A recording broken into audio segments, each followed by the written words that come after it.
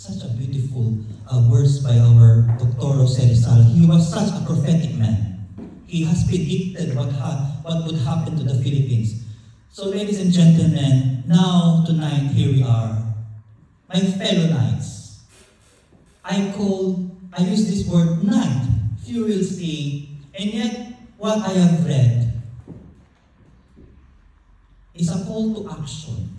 And when I mention the word knight, my dear brothers, for me, knight is a symbol of a warrior, of a soldier, of a fighter. But here we are. Many of us are quiet.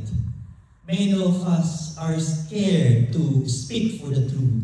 Many of us are afraid to stand up for something, to stand up for a cause, for a higher cause.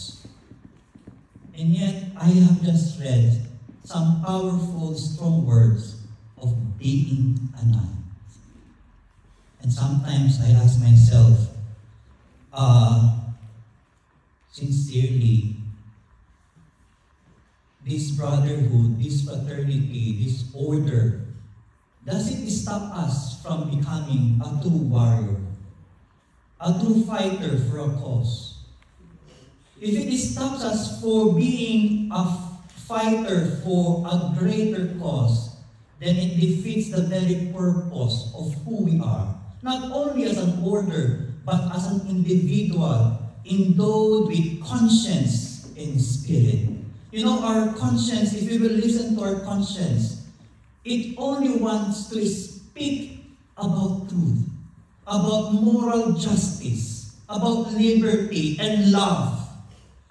And you know, my brothers, love in our conscience should not only be felt, it should be expressed. But how can we express it if we are afraid to speak up for something, to show our love for our country? Our motto, non omnis moriar, is already like a mantra, you know. Not everything in me will die. Hindi ang lahat sa akin ay papanaw. But how do we want us to be remembered? And Sir Chris mentioned about legacy. How will our children's children remember us? How will the future remember our names if we are so quiet when we are still alive? I can see many dead stones. Let that stones become a stone that is really alive. And that stone can be found in our hearts. And you know, my brothers and ladies here,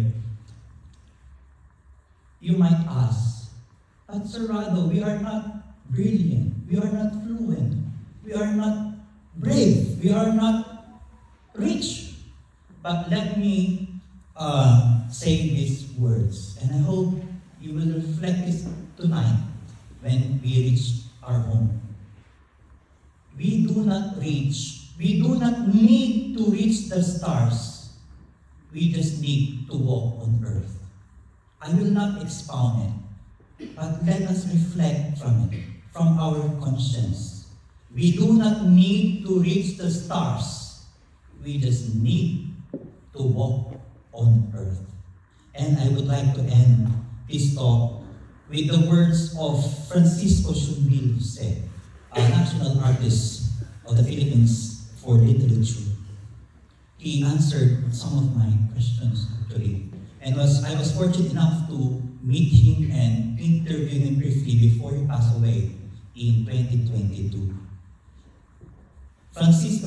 Francisco Zumbil Jose said, "In the course of our struggle for freedom, we also discovered to our sorrow and dismay that our worst enemies were our own countrymen, who betrayed our cause by either collaborating with the colonizer or eventually imbibing vices of exploitation with which we were ruled. I see, therefore, how important to us is the quest for freedom, not just as a political condition, but more importantly as social justice for Filipinos who continue to be poor and exploited. And he said in another article, but we have a very real and insidious enemy. Insidious means of something unpleasant or dangerous that is gradually or secretly causing harm. Insidious enemy which we must vanquish, defeat. And this enemy is worse than the intransigence. Intransigence, let's just say, stubbornness. So let me repeat. But we have a very real and insidious enemy which we must vanquish. And this enemy is worse than the intransigence of any foreign power. We are our own enemy, and we must now have the courage, the will to change ourselves.